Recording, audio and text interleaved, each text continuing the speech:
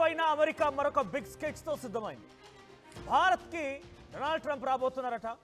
నవంబర్లో జరిగేటువంటి క్వాడ్ దేశాల సదస్సుకి ట్రంప్ వస్తున్నట్టు తెలుస్తోంది.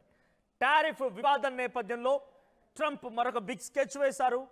ప్రస్తుతానికి భారత్, చైనా, అమెరికాతో విభేదాల కారణంగా మన SCO Shanghai cooperation organisation meeting నుంచి కొంత దగ్గర అవుతున్నట్టుగా కనబడుతోంది.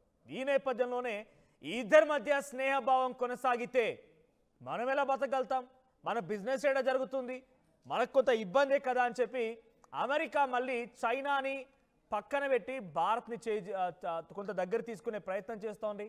చైనా భారత్ని మళ్ళీ విడగొట్టి భారత్ వైపుగా అమెరికా నిలబడాలనుకుంటోంది. కారణం ఏంటంటే చైనా ఇప్పటికే అమెరికాతో పోటీ పడి మనం చూసాం. డీప్ సీక్ అనేటువంటి ఒక ఏఐ వచ్చిందో లేదో అమెరికాలోని కొన్ని కోట్ల రూపాయల నష్టం జరిగింది. స్టాక్ మొత్తం కూడా పడిపోయింది. అంటే ఆ స్థాయిలో చైనా ప్రభావితం చేయగలుగుతోంది.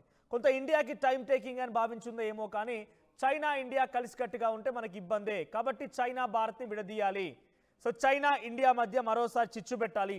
ఇద్దరు ఫైట్ చేస్తూ ఉంటే ఇద్దరు కొట్టుకు వస్తుంటే దాని నుంచి మళ్ళీ బిజినెస్ పొందాలనే ఒక దురాలోచనతో డొనాల్డ్ ట్రంప్ చేస్తున్నట్టు తెలుస్తోంది. ఏమైనా నవంబర్లో ఇండియాకు వస్తున్నారు డొనాల్డ్ ట్రంప్.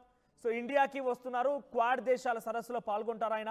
టారిఫ్ వివాదం నేపథ్యంలో ట్రంప్ ఈ రకంగా చైనా నుంచి భారత్ని విడదీయాలి, రెండుగా వారిద్దరూ ఒకే దారిన వెళ్ళకూడదు, వాళ్ళ ఐడియాలజీ సిమిలర్గా ఉండకూడదు, వాళ్ళు ఒక రకంగా ఒక పాయింట్లో కలవకూడదు అనే రకం కూడా ఆలోచిస్తున్నారు డొనాల్డ్ ట్రంప్.